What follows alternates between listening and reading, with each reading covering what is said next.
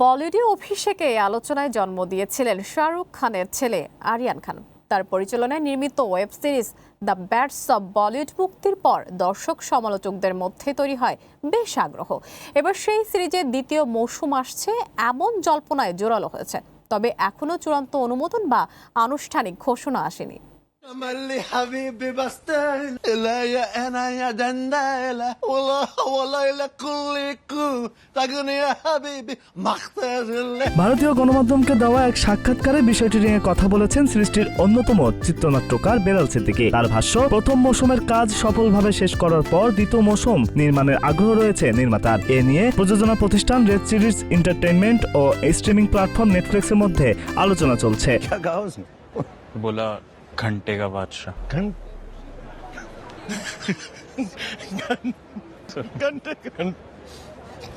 বেলাল সিদ্দিকী বলেন, আলোচনা ইতিবাচকভাবে এগোলে তারা আবারও একই দলের সঙ্গে কাজ করতে আনন্দিত হবেন। তবে দ্বিতীয় মৌসুমের নির্মাণের অনুমোদন এখনো চূড়ান্ত হয়নি। পরিচালক হিসেবে আরিয়ান খানের কাজেরও প্রশংসা করেছেন বিলাল। তার মতে আরিয়ান অত্যন্ত সচেতন ও তীক্ষ্ণ বুদ্ধির পরিচালক। তার কাজের ধরন এবং রসবোধও প্রশংসনীয়। চিত্রনাট্য লেখার সময় গল্প কিভাবে উপস্থাপন করা হবে সে বিষয়ে দুজনের চিন্তা ভাবনায় বেশ মিল ছিল, ফলে একসঙ্গে কাজ করাটা সহজ হয়েছে বলে জানান তিনি।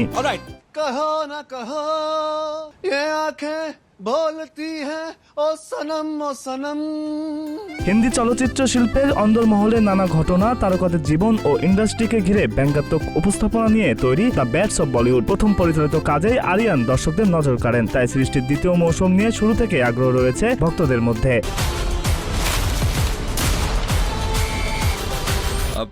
তবে জল্পনা যতই জোরালো হোক, এখন পর্যন্ত নেটফ্লিক্স কিংবা রেড চিলিজ এন্টারটেইনমেন্টের পক্ষ থেকে দ্বিতীয় মৌসুম নিয়ে কোনো আনুষ্ঠানিক ঘোষণা দেওয়া হয়নি। ফলে আপাতত আরিয়ানের এই আলোচিত সিরিজের পরবর্তী অধ্যায়ের জন্য অপেক্ষাতেই থাকতে হচ্ছে দর্শকদের। नहीं तो आज भी तुम लौंडे वैक्यूम क्लीनर की तरह मुंह चला रहे होते।